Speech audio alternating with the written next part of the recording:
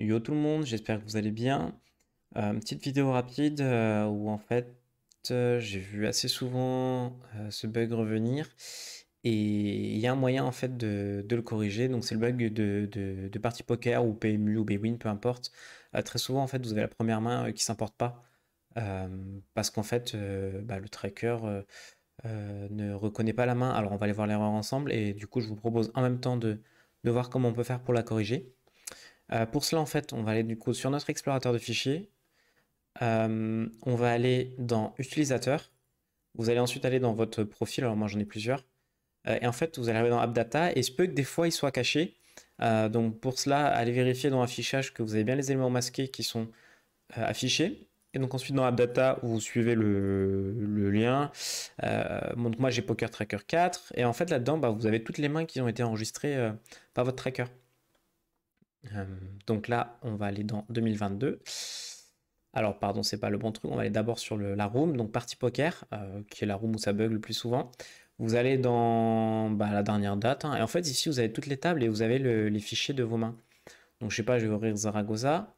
Euh, et en fait, le bug, il arrive de là. C'est que Poker Tracker 4 sur la première main, ou alors je sais pas si c'est Party Poker qui fait ça, mais la première main que vous jouez, en fait, il appelle les joueurs player 1, player 2, player 3, player 4, player 5, ce qui fait que Poker Tracker 4 est incapable de lire la main et de l'enregistrer, et du coup, ça devient une erreur. Et par contre, les mains d'après, vous voyez que vous avez les bons noms des vilains. Et du coup, la solution est hyper simple. C'est que vous allez voir la main d'après. Je sais pas, moi, par exemple, ici, je vois que site 1, c'est Alma Amatriciana. CTRL-C, CTRL-V. Hop. Site 2, j'ai DSS Lanto 11. CTRL-C, CTRL-V. Site 3, j'ai Lieutenant Verdelet.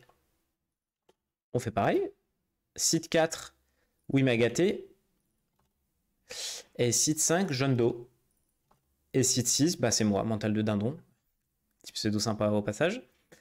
Vous corrigez aussi la small blind. Du coup, la small blind, faut suivre la logique de la main.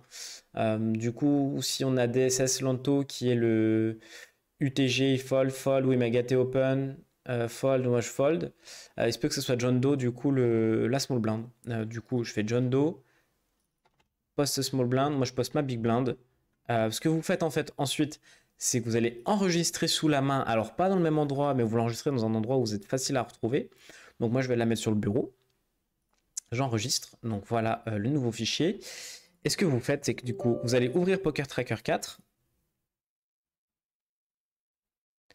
vous allez aller dans Get Hands from Disk, vous faites Select Files, vous allez au bureau, vous faites Zaragoza, et vous allez voir du coup que ça va importer toutes mes mains. Alors j'ai 3 duplicates puisque c'est des mains qui ont déjà été enregistrées sans bug, et vous voyez que j'ai importé une main, donc qui était en fait la main buggée.